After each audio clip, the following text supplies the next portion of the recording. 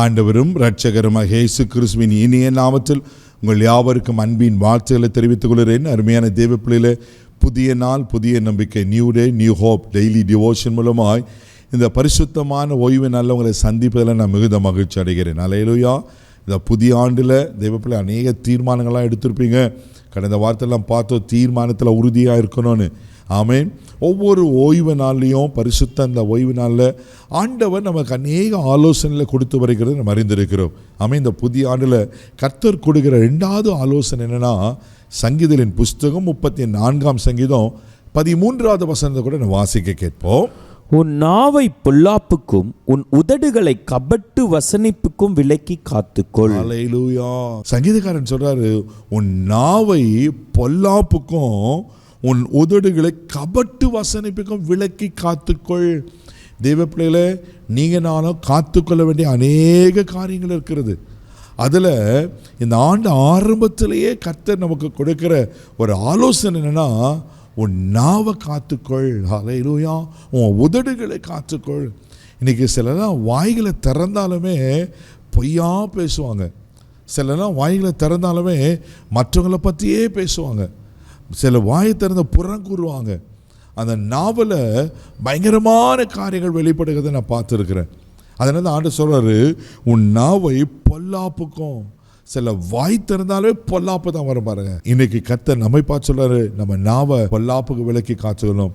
சங்கீதம் புஸ்தகம் 35ஆம் சங்கீதம் 28வது வசனம் கூட நீங்கள் வாசிக்கும் போது சங்கீதக்காரன் இப்படியா சொல்லுகிறார், வாசிக்க கேட்போம். என் நாவு உமது நீதியையும் நாள் முழுதும் உமது துதியையும் சொல்லி கொண்டிருக்கும். ஹல்லேலூயா. பாருங்க, இங்க அழகாக சொல்லப்பட்டிருக்கு, என் நாவு உம்முடைய நீதியையும் நாள் முழுதும் உமது துதியை சொல்லி கொண்டிருக்கணுமா.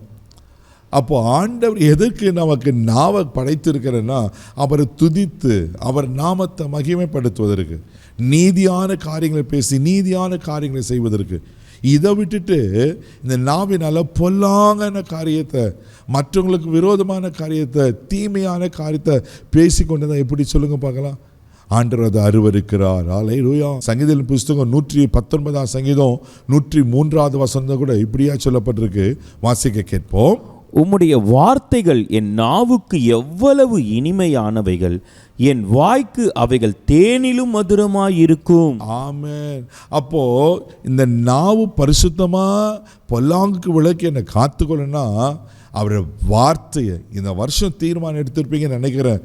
ஒவ்வொரு நாள் அவர் வார்த்தையை நீங்கள் தியானம் பண்ணுங்க. தேவ பிள்ளைகளை, ரொம்ப அழகாக இருக்குது. என்னுடைய வார்த்தைகள் என் நாவுக்கு எவ்வளவு இன்பமானவைகள், என் வாய்க்காவைகள் தேனிலும் மதுரமானதான். உங்கள் வாயில் தேனை போல தேனிலும் மதுரமான ஜீவனுள்ள கர்த்தருடைய வார்த்தை இருக்குமானா, நான் சொல்கிறேன், பொல்லாப்பு உங்கள் நாவில் வராது. ஆமென். தீமை உங்கள் நாவில் வராது. தேவ பிள்ளைகளை, உங்கள் நாவை பொல்லாப்புக்கு விலக்கி காத்துக்கொள்ளணும். அல்லேலூயா. யோபுவின் புஸ்தகம் 27ஆம் அதிகாரம் 3வது வசனம் கூட வாசிக்கும் போது அங்கே உதட பற்றி அழகாக சொல்லப்பட்டிருக்கோம், வாசிக்க கேட்போம். என் உதடுகள் தீமை சொல்வதும் இல்லை, என் நாக்கு கபடு பேசுவதும் இல்லை என்று. ஆமென். என் உதடுகள் தீமை சொல்லுவதும் இல்லை. என் உதடுகள் எவ்வளோ அழகாக இருக்குல்ல. என் நாக்கு கபடு சொல்லாதான்.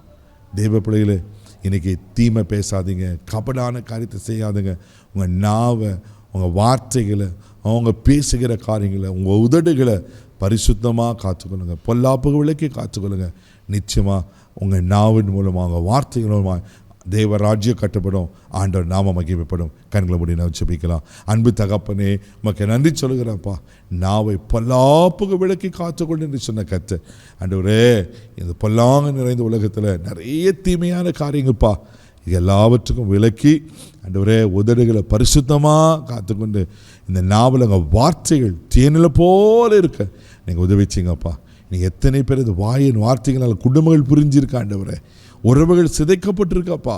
இதில் பாதுகாத்துக்கிறோம். இந்த வருஷம் பேசுகிற வார்த்தைகளை ஜாக்கிரதையாக இருக்க உதவிச்சு கிருபைக்கு ஒப்பு கொடுக்குறேன். இந்த நாள் முழுதும் கரம் எடுத்து நடத்தும். இயேசுவின் மூலம் ஜெபம் கேளும் பிதாவே, ஆமென். உங்கள் உதடுகளை பரிசுத்தமாக காத்துக்கொள்ளுங்க. God bless you.